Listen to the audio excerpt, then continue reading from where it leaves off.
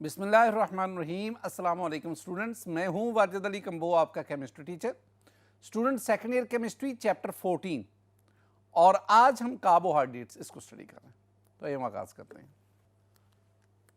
My dear students, biopolymers, इसमें हम पढ़ेंगे कार्बोहाइड्रेट्स, प्रोटीन, लिपिड्स, एंजाइम्स और फिर हम न्यूक्लिक एसिड्स को पढ़ेंगे। कार्बोहाइड्रेट्स से मैं आगाज करता हूं। कार्बोहाइड्रेट्स की डेफिनेशन से पहले हम देखते हैं कि इसको डिफाइन हम कैसे करेंगे। The polyhydroxy compounds of the polyhydroxy, जिनमें एक से ज्यादा OH ग्रुप पाया जाता है। OH is the hydroxyl group. तो जिनमें एक से ज्यादा OH ग्रुप हों तो हम उसे कहते हैं पॉलीहाइड्रोक्सी।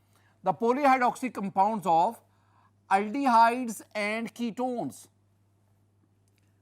तो the polyhydroxy compounds of aldehyde and ketones are called ये कार्बोहाइड्रेट की ना डेफिनेशन है कि कार्बोहाइड्रेट्स ऐसे कंपाउंड्स हैं जिनमें एल्डिहाइडिक ग्रुप है या कीटोनिक ग्रुप है और साथ ही साथ जिसमें हाइड्रोक्सल ग्रुप पाया जाता है।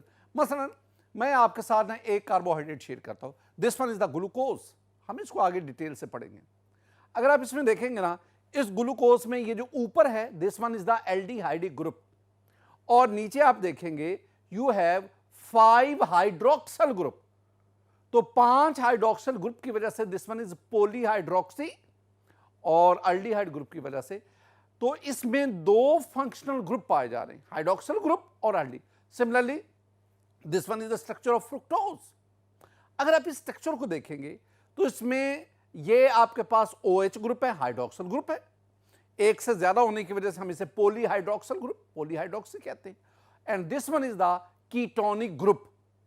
तो आपके पास ये जो ग्लूकोज है या ये जो फ्रुक्टोज है, both are polyhydroxy and they contains aldehyde in glucose and ketonic group in fructose. So these are polyhydroxy compounds of aldehyde and glucose and ketone, and these are carbohydrates. My dear student, carbohydrates, इसके बारे में कुछ और चीजें। Carbohydrates जो है ना, ये the term carbohydrates is applied to a large number of relatively heterogeneous compounds. ये जो टर्म कार्बोहाइड्रेट्स है, ये बहुत बड़ी तादाद में रिलेटिवली हीट्रोजीनियस कंपाउंड्स। अब ये हीट्रोजीनियस कंपाउंड्स क्या होते हैं, इसके बारे में 2 मुख्तलिफ राय हैं। एक राय यह है कि हीट्रोजीनियस कंपाउंड एक ऐसा कंपाउंड जिसमें एक से ज्यादा फंक्शनल ग्रुप पाए जाते हैं, और अभी हमने कहा कि कार्बोहाइड्रेट्स में हाइड्रोक्सल ग्रुप के साथ साथ अल्डिहाइड या कीटोनिक ग्रुप भी पाया जाता है। एक से ज्यादा फंक्शनल ग्रुप होने की वजह से हम इसे हीट्रोजीनियस कंपाउंड कहते हैं। एक और भी नुक्ता नजर है, एक और भी पॉइंट ऑफ व्यू है, और वो क्या है, वो अगर आप देखेंगे ना, my dear student, all these are carbohydrates.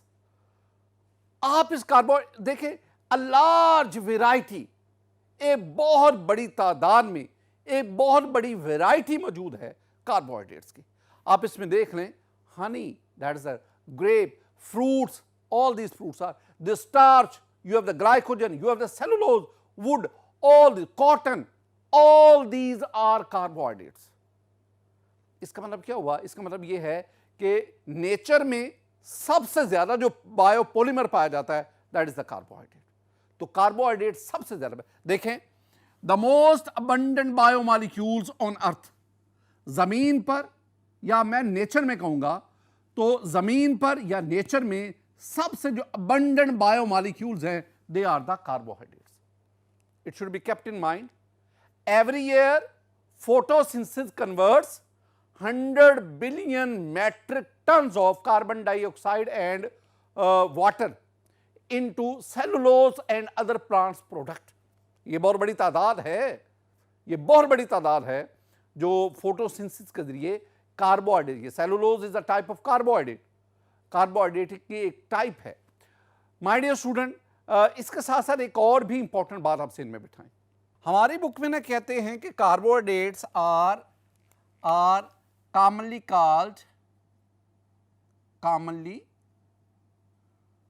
called या known as शुगर। हमारी बुक कहती है कि कार्बोहाइड्रेट्स को हम शुगर कहते हैं।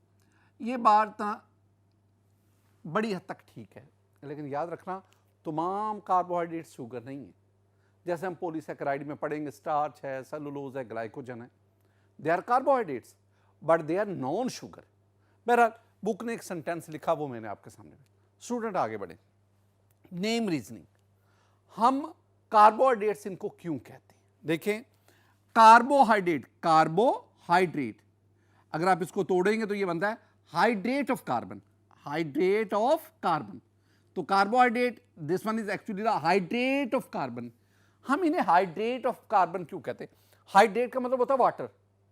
Water, empirical formula of first compound that was studied of this group, यानी कार्बोहाइड्रेट ग्रुप का जो पहला कंपाउंड स्टडी किया गया था उसका इंपिरिकल फार्मूला ये है, CxH2OY। इसमें देखेंगे this one is the carbon and this one is the hydrate. So ये इंपिरिकल फार्मूला हमें क्या बता रहा है? ये इंपिरिकल फार्मूला हमें बता रहा है कि this one is hydrate of carbon. तो this one is the empirical formula of first compound of this group that was studied. My dear student, हम आगे बढ़ते हैं। क्लासिफिकेशन ऑफ कार्बोहाइड्रेट, कार्बोहाइड्रेट की classification. We will classify carbohydrates into 3 categories, monosaccharide, oligosaccharide, polysaccharide. लेकिन मैं आपको ना एक टेबल आपके साथ डिस्कस करना चाहता हूं। टेबल, जरा उस टेबल को स्टूडेंट देखें। कार्बोहाइड्रेट को हम जनरली 2 हिस्सों में क्लासिफाई करते हैं। एक आपके पास आएगा शुगर्स और एक आएगा नॉन शुगर्स। ये जो शुगर्स हैं they are further classified into oligosaccharide, monosaccharide and then oligosaccharide. अब ये जो मोनोसैकेराइड है और ओलिगोसैकेराइड है, आप इनकी ये 2-2, 3-3 प्रॉपर्टीज देख सकते हैं। हाइड्रोलाइज हो जाते हैं, हम इन्हें सिंपल शुगर्स कहते हैं, they are sweet in taste होते हैं और दे आर क्रिस्टलाइन सॉलिड। ये इनकी है, और इनकी नीचे मैंने एग्जांपल्स भी लिख दी। इसके अलावा जो नॉन शुगर्स हैं they are known as polysaccharide. अब इनकी प्रॉपर्टीज जो होंगी वो इन जो शुगर्स हैं उनसे बिल्कुल मुख्तलिफ होंगी। ये देख सकते हैं कि sugars they are sweet in taste, ये टेस्टलेस हैं। शुगर ये ज्यादा क्रिस्टलाइन है, वो अमार्फस हैं। शुगर ये सॉल्युबल होते हैं, वो जनरली इनसॉल्युबल होते हैं। ये कुछ प्रॉपर्टीज आप इनकी आपस में कंपेयर कर सकते हैं। और इन नॉन शुगर में, जिसे मैंने पॉलीसैकेराइड कहा, you have the examples of cellulose, starch, glycogen and many more. Generally तो हम ये वाला जो टेबल है ना, ये स्टूडेंट आपको आना चाहिए। अब मैं टेक्स्ट बुक की तरफ आता हूं, तो टेक्स्ट बुक जो है वो कार्बोहाइड्रेट्स को 3 कैटेगरीज में क्लासिफाई करती है।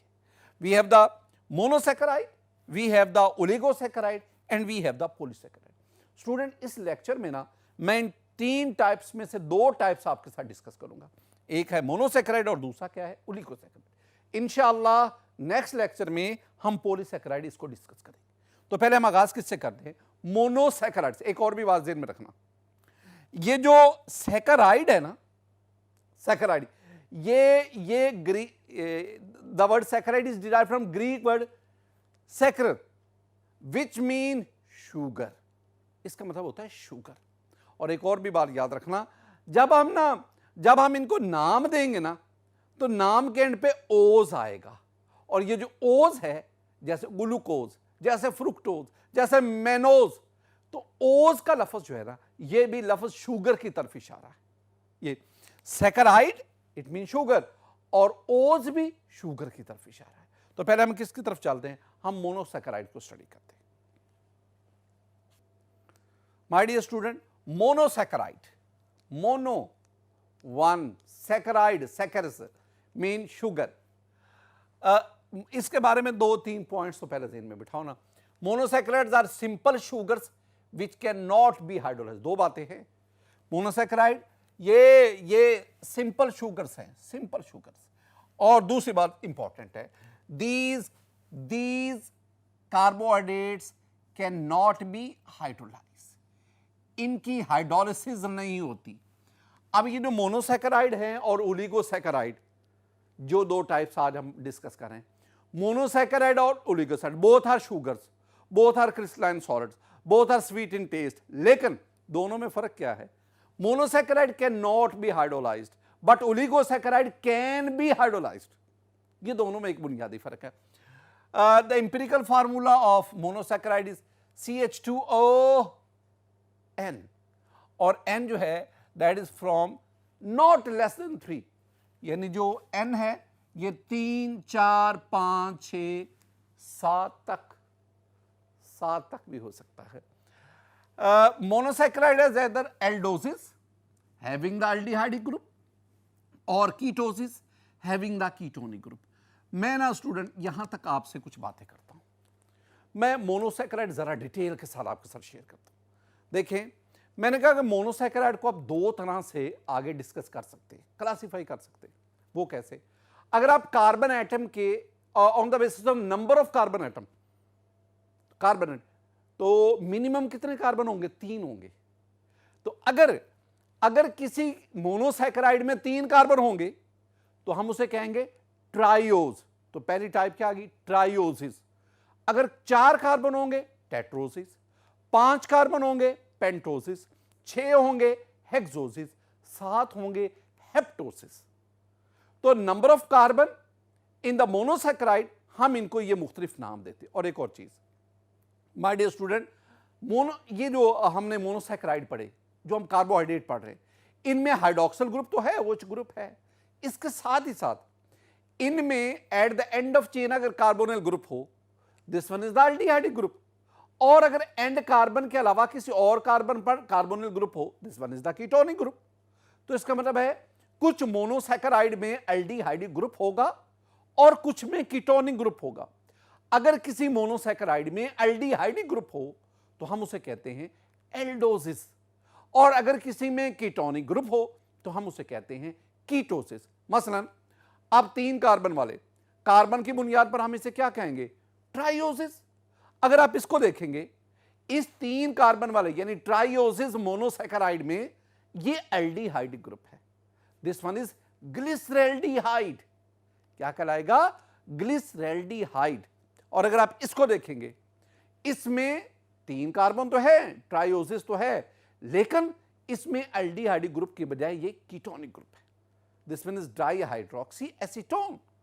ये आपके पास एक, तो पहले वाला आपके पास क्या है? वो एल्डोट्राइओस है, ग्लिसरैल्डिहाइड। और ये जो वाला है दिस वन इज कीटोट्राइओस।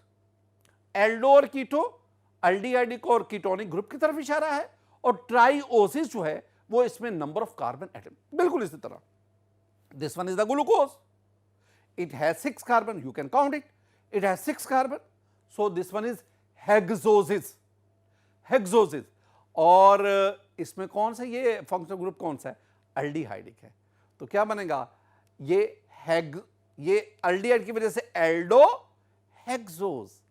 और बिल्कुल इस तरह अगर आप फ्रुक्टोज की बात करेंगे, this one is the open structure of fructose. Student, it also has the 6 carbon, so this one is hexose. And due to the presence of this ketonic group, this one is ketohexose. बिल्कुल इसी तरह आप 4 carbon वाले monosaccharide आप इनको देख सकते हैं। ये भी आपके पास एल्डिहाइड कीटोनिक ग्रुप दोनों की वजह से कीटो टेट्रोज, कीटो और एल्डो टेट्रोज। 5 कार्बन वाले, ये 5 कार्बन वाले, ये जो है ना 5 कार्बन वाले, they are present in DNA and RNA। ये न्यूक्लिक एसिड में मौजूद हैं, RNA में ये मौजूद है राइबोज, और DNA में ये डीऑक्सीराइबो, ये DNA में मौजूद है। तो ये वाले जो हैं monosaccharide, they are present in nucleic acids. 6 carbon वाले मैंने आपके साथ डिस्कस कर लिए। माय डियर स्टूडेंट, ये एक तरीका था मोनोसैकेराइड को on the basis of number of carbon atom and on the basis of aldehydic और कीटोनिक ग्रुप की बेस पर इनको क्लासिफाई करने का। आगे देखें, शुगर्स विद 5 कार्बन एटम्स जिसे हम पेंटोजेस कहते हैं और 6 कार्बन एटम जिसे हम हेक्सोजेस कहते हैं are more stable as cyclic structure then and the. अब हम ना शुगर से मुराद या कार्बोहाइड्रेट है, और यहां कार्बोहाइड्रेट से मेरी मुराद है मोनोसैकेराइड। तो 5 कार्बन वाले या 6 कार्बन वाले वो रिंग की फॉर्म में ज्यादा स्टेबल होते हैं, ओपन स्ट्रक्चर में वो कम स्टेबल होते हैं। ये स्टूडेंट कुछ बातें थी जो आपने यहां मोनोसैकेराइड की हद तक आपने याद करनी है। एक और हम मरहले की तरफ बढ़ते हैं और वो है मेरे पास ग्लूकोज। लेकिन याद एक बात रखना, ग्लूकोज को पढ़ाने से पहले ना मैं कुछ आपके साथ ना इंपॉर्टेंट स्टीरियोकेमिस्ट्री के लिहाज से ना सिर्फ आपकी इंफॉर्मेशन के लिए कुछ बातें आपके साथ डिस्कस करना चाहता हूं। माय डियर स्टूडेंट, ये मेरे पास ना ग्लिसरैल्डिहाइड उसका स्ट्रक्चर है, जरा गौर से इसको देखिए।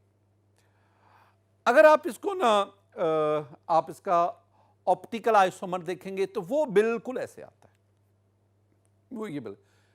तो मैं क्या करूंगा, मैं इसके ना ये दो स्ट्रक्चर लिख दूंगा। एक इसका डी फॉर्म है, डी आइसोमर है, और ये इसका एल आइसोमर है। इसका मतलब है ये जो ग्लिसरैल्डिहाइड है ये दो मुख्तलिफ ऑप्टिकल आइसोमेरिक फॉर्म में एग्जिस्ट करता है। एक लफ्ज आता है एसिमेट्रिक या कायरल सेंटर, ये बहुत इंपॉर्टेंट लफ्ज है। एक इंपॉर्टेंट एमसीक्यू अक्सर पूछा जाता है एंटीटर, मैं उसकी तरफ आपको लाना चाहता हूं। मैंने लफ्ज क्या बोला, एसिमेट्रिक या कायरल सेंटर। कायरल सेंटर हम उस कार्बन को कहते हैं जो चार मुख्तलिफ ग्रुप से अटैच हो। जैसे आपने ग्लिसरैल्डिहाइड को देखेंगे, ग्लिसरैल्डिहाइड में ये जो कार्बन है this one is the chiral centre, this one is the asymmetric, क्योंकि ये कार्बन चार मुख्तलिफ ग्रुप्स के साथ अटैच है। अब मैं जानना चाहता हूं कि अगर किसी भी मोनोसैकेराइड में, शुगर में आपके पास ये कायरल या एसिमेट्रिक सेंटर मौजूद है तो इसके नंबर ऑफ ऑप्टिकल आइसोमर्स कितने बनेंगे। उसके लिए आपके पास एक फार्मूला है, और वो फार्मूला है 2 raised power n। What is n? n is the number of optical centers, number of asymmetric या chiral center। अब इसमें देखें, अब ग्लिसरैल्डिहाइड की बात करें, it has only one chiral center। Here the value of n is 1 or 2 raised power n, 2 raised power 1, that is equal to 2। It means it has 2 optical isomers, 2 isomers हैं इसके पास। मैं ना ग्लूकोज की तरफ आता हूं। My dear student, look at this one is a glucose molecule, open chain structure की बात कर रहा हूं। आप इसमें नंबर ऑफ एसिमेट्रिक या कायरल सेंटर काउंट करें। माय डियर स्टूडेंट, आप देखेंगे इट हैज 4 एसिमेट्रिक या कायरल सेंटर्स, 4 हैं। इसका मतलब क्या हुआ, 2 raised power 4। अगर 2 raised power 4 लेंगे द आंसर इज 16। इसका मतलब हुआ कि glucose it has 16 optical isomers, I mean stereo isomers भी कहते हैं। ये 16 स्टीरियो आइसोमर्स रखता है। इसमें जो 8 हैं वो डी टाइप हैं और जो बाकी 8 हैं वो एल टाइप है। एल आइसोमर और डी आइसोमर्स। ये एक ना बात आपने ज़हन में बिठानी है। हम आगे बढ़ते हैं स्टूडेंट। मेरे पास आ गया जी ग्लूकोज। इसका फॉर्मूला है, दिस वन इज C6H12O6। अच्छा, दो बातें याद रखना, ग्लूकोज में एल्डिहाइडिक ग्रुप पाया जाता है। पहली बात ये याद रखना है, एल्डिहाइडिक ग्रुप। और दूसरी बात, ग्लूकोज में 6 carbon, it has 6 carbon atoms. तो एल्डिहाइडिक ग्रुप की वजह से दिस वन इज एल्डोज, और 6 कार्बन की वजह से दिस वन इज हेक्सोज। दो नाम। तो अगर मैं दोनों लफ्ज इकट्ठे कर दूं ना तो ये बनेगा एल्डोहेक्सोज या हेक्सोएल्डोज। मैं दोनों नाम ही लिखूंगा, हेक्सोएल्डोज, दो इसके नाम हैं ग्लूकोज के। ये तो मैं इसके ना फंक्शनल ग्रुप के लिहाज से और नंबर ऑफ कार्बन एटम के लिहाज से बात कर रहा हूं। Commonly it is known as dextrose. हम इसको डेक्सट्रोज कहते हैं। Why this one is called dextro? क्योंकि ये student it is optically active,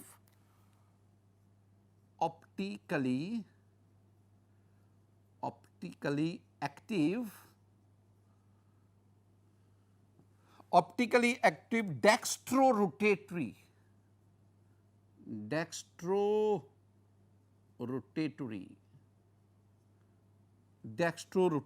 isomer.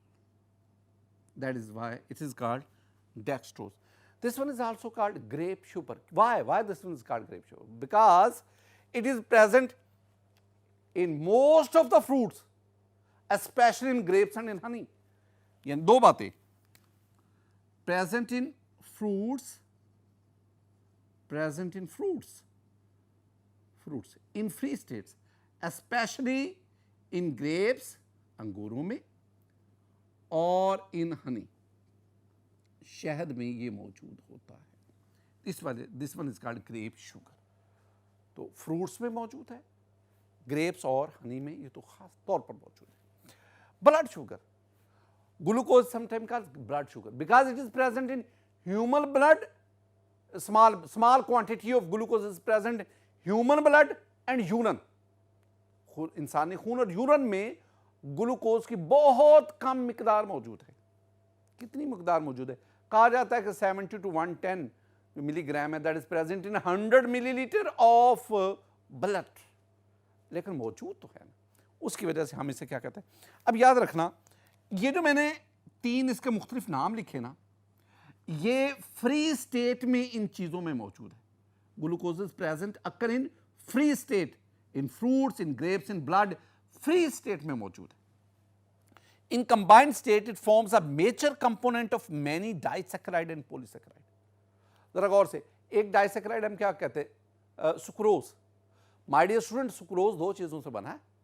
एक आपके पास ग्लूकोज है, एक आपके पास फ्रुक्टोज है. तो sucrose is made up of glucose. आपके पास माल्टोज है, माल्टोज में ये शामिल है. आपके पास सेलुलोज है. Cellulose is a polymer of beta डेक्स्ट्रोग्लूकोज.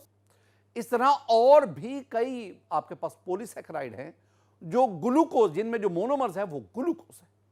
इसका मतलब है कई किस्म के डाइसैकेराइड और polysaccharide, they are made up of glucose. It is the source of energy in our body. ये तो आप जानते हैं. ह्यूमन, ये जो एनिमल्स है, इनमें stored glucose is in the form of glycogen, और प्लांट्स में जो stored glucose that is in the form of starch. और ये आपके पास एक सोर्स ऑफ एनर्जी है. ये सोर्स ऑफ एनर्जी है जिससे बॉडी जो है वो एनर्जी हासिल करती है. ये कुछ बातें थी जो मैंने ग्लूकोज के बारे में बताई. स्टूडेंट, अब हम इसके स्ट्रक्चर की तरफ बढ़ते हैं. माय डियर स्टूडेंट, मैं ग्लूकोज का पहले आपको ना ओपन चेन स्ट्रक्चर समझाता हूं. जरा देखिए, आपने ना पहला काम क्या करना है, आपने 6 कार्बन की चेन बनानी है. आपने इन कार्बन की नंबरिंग करनी, 1 2 3 4 5 6. अब ये जो कार्बन नंबर 1 है, इस पे कार्बोनिल ग्रुप, इस डबल बॉन्ड O और 7 H. This one is the aldehyde group. ये कार्बन नंबर 2, इसमें आप ये OH और H लेंगे. कार्बन नंबर 3 ये स्पेशल है. कार्बन नंबर 3 के लेफ्ट साइड पे आप OH लेंगे, कार्बन नंबर 4 पे OH, 5 पे, और इस तरह. This one is the open chain structure of glucose. This structure is unstable, और ग्लूकोज एक्वस सोल्यूशन में इस फॉर्म में एग्जिस्ट नहीं करता. मैं ये स्ट्रक्चर आपको दोबारा लिख के देता हूं. देखें, मैंने क्या किया, मैंने ये 6 कार्बन की चेन बनाई, 1 2 3 4 5 6. मैंने नंबरिंग कर देता हूं आपको समझाने के लिए, 1 2 3 4 5 6 नंबरिंग कर दी. कार्बन नंबर 1, इस पे मैंने डबल बॉन्ड O और फिर इधर H लगा दिया. This one is the ketonic group. इधर मैंने OH लिया, इधर H लिया. अब ये जो कार्बन नंबर 3 ना, इधर आपने OH लेना है, और ये आपके पास H, OH H, OH और H, और फिर भी इधर H H, ये H H, यानी CH2, और इधर आपके पास OH आ गया. अगर आप इसमें देखेंगे ना, तो आपके पास OH ग्रुप कितने हैं, 1 2 3 4 5. तो glucose it has 5 hydroxyl group. This one is the aldehyde group. और इसमें मैंने आपसे कहा था कि इट हैज, इसमें 4 एसिमेट्रिक सेंटर्स हैं, 4 कायरल सेंटर्स, जिसकी वजह से इट गिव्स अस 16 स्टीरियोआइसोमर्स. अब ये ग्लूकोज का ओपन चेन स्ट्रक्चर है. अब मैंने क्या करना है, इंपॉर्टेंट है कुछ बातें स्टूडेंट, बहुत इंपॉर्टेंट बातें. आगाज में कहां से करता हूं, मैं आगाज करता हूं फॉर्मेशन ऑफ हेमी एसिटल, और फिर मैं एसिटल की तरफ बढ़ूंगा. पहले फॉर्मेशन ऑफ हेमी एसिटल और फिर एसिटल की तरफ आए. देखिए स्टूडेंट, याद रखना कि जब कोई एल्डिहाइड अल्कोहल से रिएक्शन करता है, अल्डिहाइड अल्कोहल से रिएक्शन करता है, तो आपके पास ये हेमी एसिटल बना। हेमी एसिटल में ये जो कार्बन है ना, इसके एक तरफ OR ग्रुप है, अल्कोक्सी ग्रुप, और एक तरफ OH ग्रुप है, हाइड्रोक्सिल ग्रुप। अब ये फर्दर जो है, ये फर्दर आपके पास इस कंडीशन में क्या, this one is the acetal. इस एसिटल में इस कार्बन के साथ दोनों तरफ OR ग्रुप्स आ गए, तो हम क्या कहेंगे, ये बार बार मैं ज़हन में उठा रहा हूं, अल्डिहाइड ग्रुप जब अल्कोहल से रिएक्शन करेगा हेमी एसिटल, जो फर्दर फिर एसिटल में कन्वर्ट हो। सिमिलर आपके पास ये कीटोनिक ग्रुप है, ये कीटोनिक ग्रुप कीटोन है, ये कीटोन अल्कोहल से रिएक्शन करेगा, पहले हेमी कीटल बनेगा और फिर उससे कीटल बन जाएगा। अब असल जिस नुक्ता की तरफ मैं आपको लाना चाहता हूं, माय डियर स्टूडेंट, दो ग्रुप्स आपस में रिएक्शन करते हैं तो हेमी एसिटल बनता है। कौन कौन सा ग्रुप, अल्डिहाइडिक ग्रुप और हाइड्रोक्सिल ग्रुप। तो अल्डिहाइडिक और हाइड्रोक्सिल ग्रुप आपस में रिएक्शन करेंगे तो you will have the hemiacetal. Similarly अगर कीटोनिक ग्रुप और हाइड्रोक्सिल ग्रुप रिएक्शन करेंगे, you will have the hemiketal group. काम क्या करना है, मैं ना ग्लूकोज को साइक्लिक फॉर्म में ले जाना चाहता हूं, तो भाई आपने काम यह करना है, ये carbon number 5, very important, carbon number 5 पर ये जो हाइड्रोक्सिल ग्रुप है, ये कार्बन नंबर 1 के अल्डिहाइडिक ग्रुप के साथ रिएक्ट करेगा, रिएक्ट करके आपके पास इस शक्ल में आएगा, this one is the hemiacetal. ये जो कार्बन है ना, this carbon is very important my dear student. आपके पास ना ये दो हेमी एसिटल फॉर्मेशन आएंगी, दो हेमी एसिटल। हमारी बुक वाला क्या कहती है, हमारी बुक ये ऊपर वाले को कहती है, this one is alpha dextroglucose. Alpha, मैं इसे ऐसा नहीं कहूंगा, मैं कहूंगा this one is alpha dextroglucopyranose. क्यों जी ग्लूकोपाइरानोज मैं क्यों कह रहा हूं, देखें this one is the structure of pyran और इससे मिलता जुलता ये स्ट्रक्चर है, लिहाजा this one is called alpha dextroglucopyranose and this one is called beta dextroglucopyranose, technically ये इसका नाम है।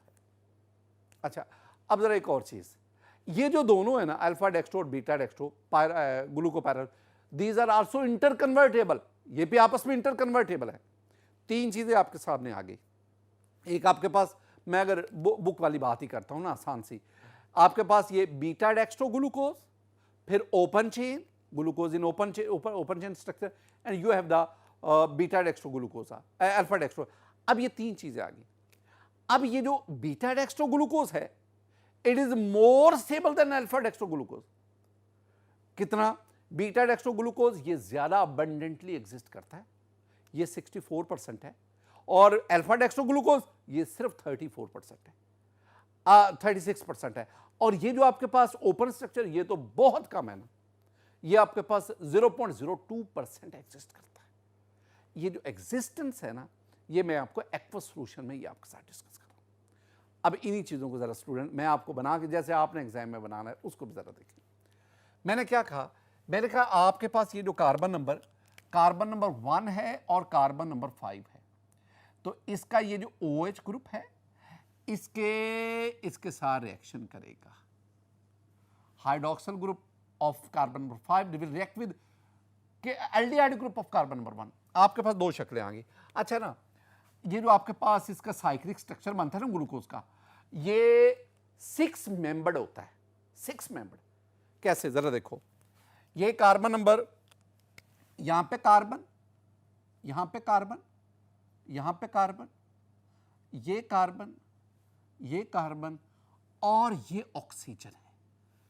मैं आपको बनाने का तरीका बता रहा हूं, बिल्कुल सेम इधर, this one is the carbon, this one is the carbon, ये भी कार्बन, ये कार्बन है, ये कार्बन है, but here we have the oxygen, ये हमारे पास है। स्टूडेंट आप इनको ना आपस में कोवलेंट बॉन्ड के जरिए जोड़ दें, ये कोवलेंट बॉन्ड आ गया। अब ये हेमी एसिटल बनते जा, यहां पे CH2OH आ गया, here we also have the, इनको भी आप जोड़ेंगे इस तरह कोवलेंट बॉन्ड के जरिए, we have, here we have CH2OH, ये आपके पास आ गया। अब स्टूडेंट आपने काम क्या करना है, नंबरिंग कर लें, this one is carbon number 1, this one is carbon number 2, carbon number 3, 4, 5 and 6, ये 6 आ गए। अब ना कार्बन नंबर 1, इस पे जरा गौर से देखना, अगर OH हो ऊपर और H हो नीचे, ये इंपॉर्टेंट पॉइंट है। और इधर मैं चेंज क्या करता हूं, मैं इधर OH नीचे करता हूं और H ऊपर करता हूं, मैंने इनको चेंज किया है। बाकी किसी भी पोजीशन को मत छेड़ें। कार्बन नंबर 2 पे आप क्या करें, OH नीचे, कार्बन नंबर 4 पे OH नीचे, लेकिन याद रखना कार्बन नंबर 3 पे OH अंदर हो, यहाँ ऊपर लिखेंगे, ये H, ये H और ये H। या मैंने क्या कहा, ये H ऊपर, OH नीचे, ये कार्बन नंबर 1 है, कार्बन नंबर 2 है, 3 है, 4 है, 5 है, 6। कार्बन नंबर 3 में OH ऊपर होगा, बाकी सब में OH नीचे आ रहा है, ये H और ये आपके पास, इसमें ये H ऊपर और इसमें भी H किधर आएगा, ऊपर आएगा, ये आपके पास एक। अब ना जरा गौर से देखना, अगर बाकी ना कोई चेंज नहीं, मैं सिर्फ इस जो रेड मार्कर से मैंने लिखा ना इसकी तरफ आए, बाकी दोनों में 100% सेम है, कोई चेंज नहीं है। चेंज है दोनों में तो सिर्फ इसकी है, ये वाला कार्बन इस पे। अब ना अगर OH हो नीचे तो this one is called alpha dextro, हमारी बुक कहती है ना अल्फा डेक्स्ट्रो ग्लूकोज, तो मैंने क्या कहा है, अल्फा डेक्स्ट्रो ग्लूकोपाइरानोज। तो बहरहाल मैं बुक को फॉलो करूंगा और बुक मेरी कह रही है जी अल्फा डेक्स्ट्रो ग्लूकोज,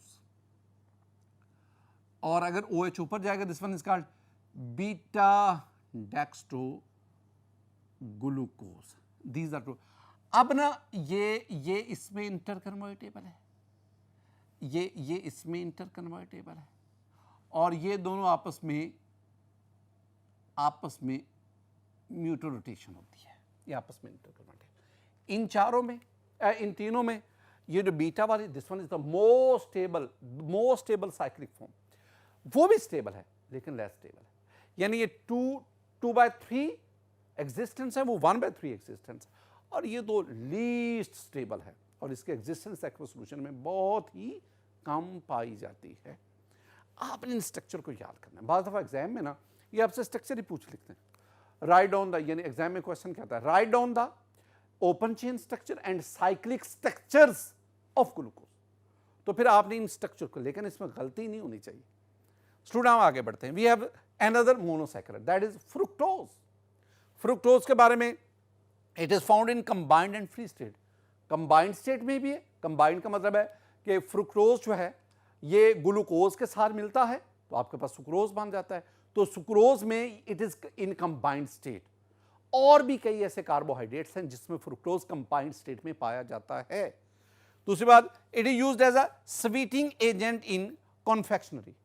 ये कभी आप ना बहुत बड़े बड़े दुकानें देखते हैं, उसके ऊपर लिखा होता है बेकर्स एंड कॉन्फेक्शनर्स, तो ये जो स्वीट्स हैं उन वगैरह में ये स्वीटनिंग एजेंट के तौर पर, यानी इसमें ना स्वीटनेस आम शुगर की निस्बत ज़्यादा होती है।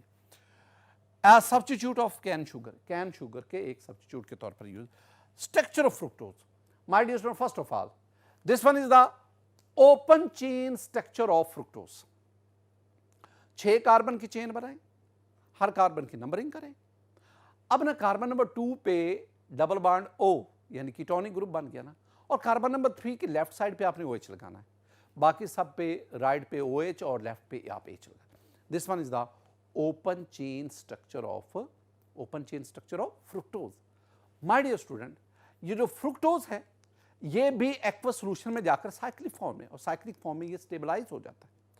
अब जब ये साइक्लिक फॉर्म में जाएगा ना तो क्या कहेंगे, कार्बन नंबर 5 का जो हाइड्रोक्सिल ग्रुप है ये कार्बन नंबर 2 के जो कीटोनिक ग्रुप है, कार्बोनिल ग्रुप है, उसके साथ रिएक्ट करेगा और आपके पास ये 5 मेंबर्ड रिंग बनेगा।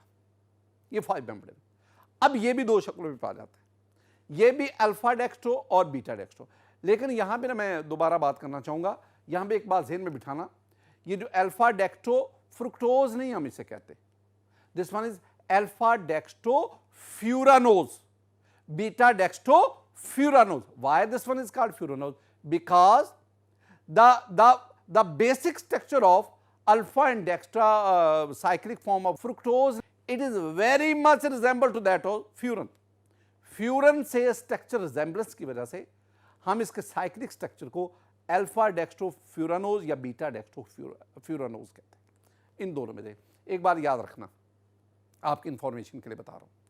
ग्लूकोज ने भी साइक्लिक स्ट्रक्चर बताया था, but that was 6 member ring, और फ्रुक्टोज का जो cyclic structure that was 5 member ring, 5 इसमें। लेकिन याद रखना, ग्लूकोज का साइक्लिक स्ट्रक्चर फ्रुक्टोज के साइक्लिक स्ट्रक्चर की निस्बत ज्यादा स्टेबल है, और यह भी आपको पता है कि 6 मेंबर्ड रिंग ज्यादा स्टेबल होता है as compare to the 5 member. 5 membered ring में रिंग स्ट्रेन ज्यादा होती है, रिंग स्ट्रेन ज्यादा होने की वजह से उसकी स्टेबिलिटी कम हो जाती है, रिएक्टिविटी बढ़ जाती है। आपने फ्रुक्टोज का ये साइक्लिक स्ट्रक्चर और ओपन स्ट्रक्चर दोनों याद करनी है। माय डियर स्टूडेंट, ये कुछ बातें थी जो हमने मोनोसैकेराइड में पढ़ी। अब हम बढ़ते हैं ओलिगोसैकेराइड की तरफ। माय डियर स्टूडेंट, ओलिगोसैकेराइड, ये जो ओलिगो है, ओलिगो मीन अ फ्यू, और सैकेराइड वो आपने जाना, उसका मतलब होता है शुगर।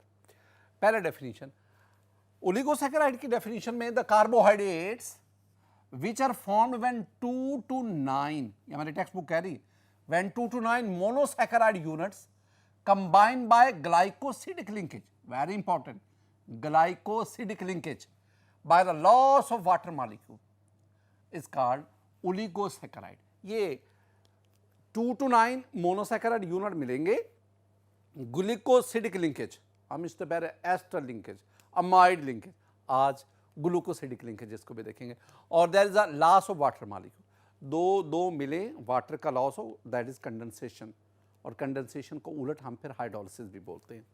तो दो कंपाउंड बनेगा, दैट इज कॉल्ड ओलिगोसैकेराइड। अब ना, अगर 2 मोनोसैकेराइड यूनिट मिले तो जो मेरे पास ओलिगोसैकेराइड बनेगा दैट इज कॉल्ड डाइसैकेराइड। अगर 3 मोनोसैकेराइड यूनिट आपस में मिले तो जो मेरे पास ओलिगोसैकेराइड बनेगा दैट इज कॉल्ड ट्राइसैकेराइड। 4 मिले तो जो बनेगा that is called tetrasaccharide, and so on. कुछ एग्जाम्पल है स्टूडेंट, उन एग्जाम्पल्स में हम इस डेफिनेशन इसको भी कवर करते हैं। पहले एग्जाम्पल मेरे पास है sucrose. Sucrose is a common table sugar, ये जो कॉमन टेबल शुगर है, ये जो घरों में हम इस्तेमाल करते हैं, चीनी जिसे हम कहते हैं, दैट इज द सुक्रोज। इसका मोलेकुलर फार्मूला C12H22O11। और एक और भी बात याद रखना, सुक्रोज इज अ डाइसैकेराइड, किस का, ग्लूकोज और फ्रुक्टोज का, यानी ग्लूकोज और फ्रुक्टोज आपस में मिलते हैं, हमारे पास जो डाइसैकेराइड बनता है that is called the sucrose. और एक और भी चीज ये भी आप ज़हन में बिठा लें कि sucrose occur in cane sugar, sugar beet, pineapple, apricot, mango, you have the almond, coffee and honey. ये तमाम वो चीजें हैं हमारी एवरीडे लाइफ में इस्तेमाल होने, ये तमाम वो चीजें हैं जिनमें सुक्रोज मौजूद है, सुक्रोज मौजूद है। स्टूडेंट, साथ ही साथ आप एक और भी बात याद रखें, और वो क्या है, मैं आपको ना सुक्रोज बनता कैसे है, किस किस के कॉम्बिनेशन से, और उसका स्ट्रक्चर क्या है, ये बताना चाहूंगा। जरा गौर से देखिएगा। माय डियर स्टूडेंट, ये मेरे पास है ग्लूकोज, साइक्लिक स्ट्रक्चर ले रहा हूं, जैसे मैंने अल्फा डेक्स्ट्रो ग्लूकोपायरानोज कहा था, और ये मेरे पास है फ्रुक्टोज। अब क्या होता है, अब इनमें ये दोनों हेमी एसिटल फॉर्म में थे, अब इनका कॉम्बिनेशन हुआ, अब ये एसिटल फॉर्म में आ गए। इस दौरान ये वाटर मॉलिक्यूल यहां से मिले, इसने OH दिया, इसने H दिया, लॉस ऑफ वाटर हुआ, लॉस ऑफ वाटर के नतीजे में अब ये आपके पास जो बॉन्ड बना, ये bond COC, this bond is called glycosidic linkage, glycosidic linkage. और इस बॉन्ड की वजह से ग्लूकोज और फ्रुक्टोज मिलकर एक नया डाइसैकेराइड बना, and this one is called sucrose. ये आपके पास सुक्रोज का स्ट्रक्चर है। अच्छा, अब ये तो हो गया condensation, because here is the loss of water. आप इसको दोबारा ऊपर ले जाए, यानी अब यही सुक्रोज इसका वाटर के साथ हाइड्रोलिसिस करवाए in the presence of acid और in the presence of enzyme, तो ये दोबारा हाइड्रोलाइज होकर आपको ग्लूकोज और फ्रुक्टोज देंगे। इसका मतलब हुआ ये जो आपके पास सुक्रोज बना था, this one is an oligosaccharide, oligosaccharide की हाइड्रोलिसिस होती है और हाइड्रोलिसिस पर ये आपको मोनोसैकेराइड यूनिट देता है। और याद रखना, this hydrolysis is carried out in the presence of acid और in the presence of enzyme. ये जो है ना base, the hydrolysis of oligosaccharide is resistant to the base. Base इसकी हाइड्रोलिसिस नहीं कर सकते। अच्छा, मैं इसी से एक नई ओलिगोसैकेराइड की एक नई डेफिनेशन वो भी दे द कार्बोहाइड्रेट्स, यानी नई डेफिनेशन आप क्या कहेंगे, the carbohydrates which upon hydrolysis by water in the presence of an acid or an enzyme give 2 or more monosaccharide units, that they are called the, those carbohydrates called the oligosaccharide। और ये मैंने sucrose की बात की। My dear student, आगे बढ़ते हैं। We have the lactose. Lactose is called milk sugar. Milk sugar, this one is also a disaccharide of glucose and galactose. ऊपर आपके पास क्या था, sucrose, this one is a disaccharide. Lactose, this one is also a disaccharide. लेकिन sucrose किन का disaccharide है, वो ग्लूकोज और फ्रुक्टोज का है। और लैक्टोज ये किन का डाइसैकेराइड है, ये ग्लूकोज और गैलेक्टोज का। ग्लूकोज तो दोनों में मौजूद है, ग्लूकोज तो इसमें में मौजूद है, ग्लूकोज इसमें, लेकिन सुक्रोज में जो दूसरा मोनोसैकेराइड है वो फ्रुक्टोज है और लैक्टोज में जो दूसरा है वो गैलेक्टोज। ये बात याद रखनी student. It occurs in milk of all animals, or it should be kept in mind that lactose is not occur in plants। तमाम एनिमल्स में मौजूद है उनके दूध में, लेकिन ये प्लांट्स में मौजूद नहीं। अब जरा एक बात देखिए, मैंने क्या कहा, ये आपके पास स्टूडेंट ये ग्लूकोज है, ये आपके पास गैलेक्टोज है। ग्लूकोज और गैलेक्टोज में भी ना आपने डिफरेंस देखना है। मैं साइक्लिक स्ट्रक्चर ले रहा हूं, डिफरेंस देखना है ग्लूकोज में और गैलेक्टोज और ग्लूकोज में। डिफरेंस यहां मौजूद है, ग्लूकोज में ये OH नीचे है, गैलेक्टोज में ये OH ऊपर है, बाकी कोई चेंज नहीं है, बाकी बिल्कुल सेम है। अब इन दोनों की कंडेंसेशन हुई, लॉस ऑफ वाटर मॉलिक्यूल हुआ और आपके पास ये डाइसैकेराइड बना एंड दिस डाइसैकेराइड इज ये लैक्टोज है। अब आप इस लैक्टोज की हाइड्रोलिसिस लिख करें, जब आप इसके हाइड्रोलिसिस करवाएंगे you will have the glucose and galactose. ये बात ज़हन में बिठानी student. You have another disaccharide that is maltose. Maltose is a disaccharide of 2 glucose molecule. हमने ना चैप्टर 11 में जब हमने पढ़ा था ना फर्मेंटेशन, वहां भी मैंने बात की थी कि आप जो माल्टोज है, आप एंजाइम जो है माल्टेज, उसकी मौजूदगी में आप इसकी हाइड्रोलिसिस करवाएं, you will have 2 molecule of glucose. वही बात यहां पे। तो अब जरा माल्टोज, अच्छा याद रखना, सुक्रोज, लैक्टोज, माल्टोज, इन तीनों का एक ही मोलेकुलर फार्मूला C12H22O11, तीनों का एक ही मोलेकुलर फार्मूला, स्ट्रक्चर डिफर करता है। अच्छा, ये जो माल्टोज है ये डाइसैकेराइड 2 ग्लूकोज, यानी मैं सिंपली लिखता हूं कि ये आपके पास एक ग्लूकोज, ये दूसरा ग्लूकोज, दोनों का आप हाइड्रोलिसिस दोनों की कंडेंसेशन करवाएं, loss of water molecule, and you have this disaccharide, this one is maltose. और माल्टोज के हाइड्रोलिसिस करवाएं आप, this hydrolysis can be carried out in the presence of an acid और in the presence of enzyme, that enzyme is maltase. तो maltase की मौजूदगी में आप इसकी हाइड्रोलिसिस करवाएं, you have 2 glucose molecule. Student, we have another that is raffinose. Raffinose, इस molecular formula C18H32O16, ये रेफिनोज है। रेफिनोज इज अ ट्राइसैकेराइड, किस का, ग्लूकोज का, फ्रुक्टोज का और गैलेक्टोज का। यानी आप ना एक वर्ड इक्वेशन लिख लेना, आसान काम करें। रेफिनोज, आप इसकी हाइड्रोलिसिस करवाएं, एरो के ऊपर पेज पॉजिटिव लिख रहे हैं, यानी एसिडिक हाइड्रोलिसिस, तो आपके पास क्या बनेगा, ग्लूकोज बनेगा, फ्रुक्टोज बनेगा और साथ ही आपके पास गैलेक्टोज बनेगा। ये आपके पास था रेफिनोज। माय डियर स्टूडेंट, आज के इस लेक्चर में हमने कार्बोहाइड्रेट का आगाज किया और मैंने कार्बोहाइड्रेट्स 2 उसके जो टाइप्स थी मेजर, एक मोनोसैकेराइड और एक ओलिगोसैकेराइड, ये आपके साथ डिस्कस किया। नेक्स्ट लेक्चर में इंशाल्लाह मैं आपको पॉलीसैकेराइड वो आपके साथ डिस्कस करूंगा। मेरी दुआ है कि अल्लाह ताला आप अपना फजल फरमाए, अल्लाह ताला आप अपना करम फरमाए। अस्सलामु अलैकुम व रहमतुल्लाह।